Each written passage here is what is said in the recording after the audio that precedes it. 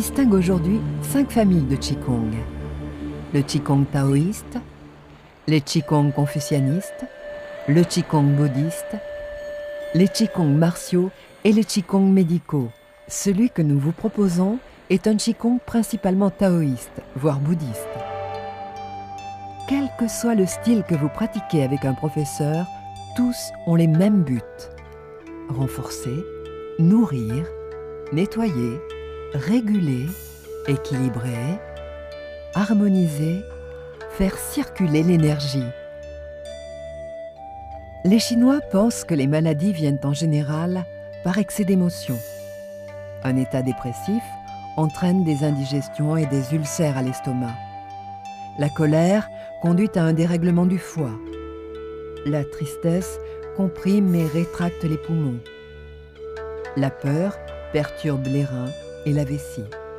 C'est pourquoi les Chinois préconisent la maîtrise de ces émotions. On dit réguler l'esprit pour garder son calme.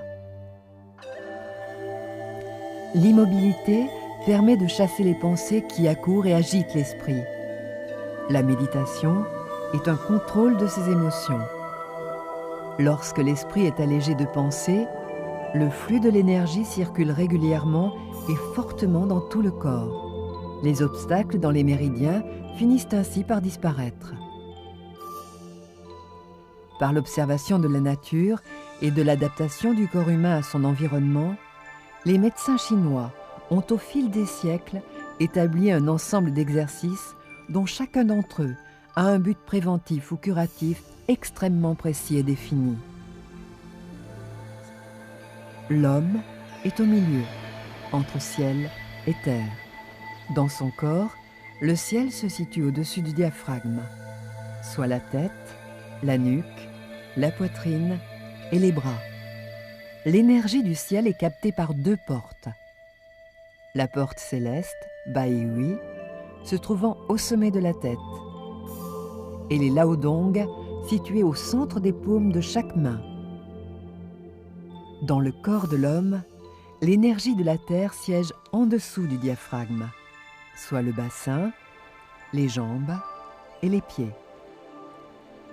L'énergie de la terre jaillit dans tout le corps par un point nommé Yongquan, situé au centre de la plante du pied, dans le creux formé lorsqu'on enroule les doigts de pied.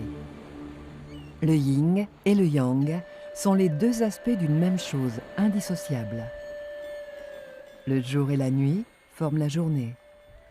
L'esprit et le corps constituent l'homme. Le yin et le yang sont à la base de la pensée chinoise. Yang devient yin et inversement. Ils se contiennent l'un et l'autre. L'hiver contient le printemps, qui lui-même féconde l'été, qui engendre à son tour l'automne pour faire naître l'hiver. Ces transformations s'opèrent grâce au mouvement perpétuel donné par le Qi, la vie. Ces mouvements circulaires donnent la mesure du temps. Les 12 méridiens principaux du corps humain captent chacun à leur tour l'énergie pendant 2 heures. Cela constitue l'horloge biologique chinoise sur laquelle les médecins...